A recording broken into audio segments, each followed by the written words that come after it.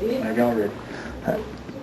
I'm Shane Mettlen. This is Jason Simcoe here to talk about the Culpeper sports scene this week. It's another busy week of high school sports. Jason, you saw the basketball team play on Friday. What did you see from the... Oh, I was out at the boys' game on Friday, and I was impressed. Coming off a tough stretch when they lost back-to-back games, so they really needed to come back strong with this game, and came out and really handled Osborne with no trouble at all.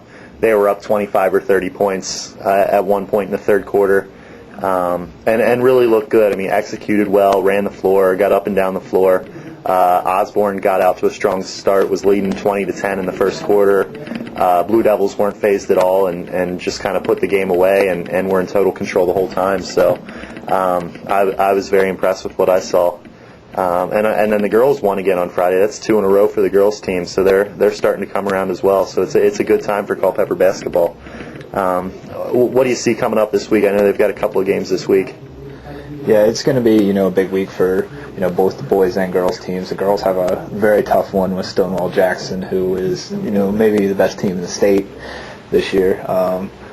The score of the last game with Stonewall was pretty embarrassing. I can't remember exactly what it was, but it was a tough one. For the boys, they're still trying to, claw and, keep in the race for the district title, and, with Liberty beating Osborne Park, they're still in the mix for that if they can win out the rest of the year. I know Blue Devils have 3 losses in the district right now, so it's an uphill climb, but they still have games against Loudoun Valley and Osborne Park, who are both ahead of them in the standings right now. So the opportunity's there, and like you said, they're at Stonewall Jackson on Tuesday. Opportunity to get a win in Prince William County, something that they haven't been able to do yet. They've lost at Osborne Park, and at Battlefield.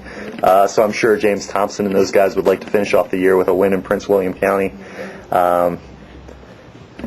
Then swimming districts was this week as well, and a couple of Culpeper people are headed on to the regional meet, which is coming up on Friday. Jake Malloy won the 100-meter backstroke at the Cedar Run district meet, and then they had 2 relays, the medley relay and the 400-meter freestyle, which was Malloy, Austin Seitz, Nick Seitz, and Jacob Inskeep. So a couple of Blue Devils will be swimming this weekend. So that's the other local event of note.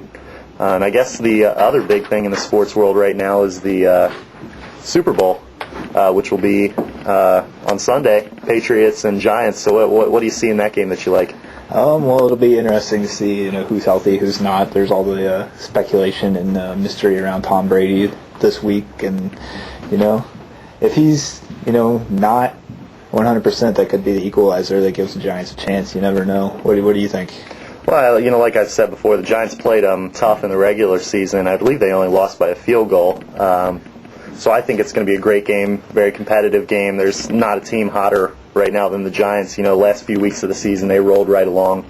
But obviously the Patriots are a well-oiled machine, and so far no one's been able to slow them down. So I think it'll be a great game, and part of me wants to see the Patriots finish off with the historic 19th win. I mean, they're this close, they might as well finish it up. Yeah. So. If you were a Giants fan, would you be glad you had the week off, or would you think that'd be kind of a momentum killer?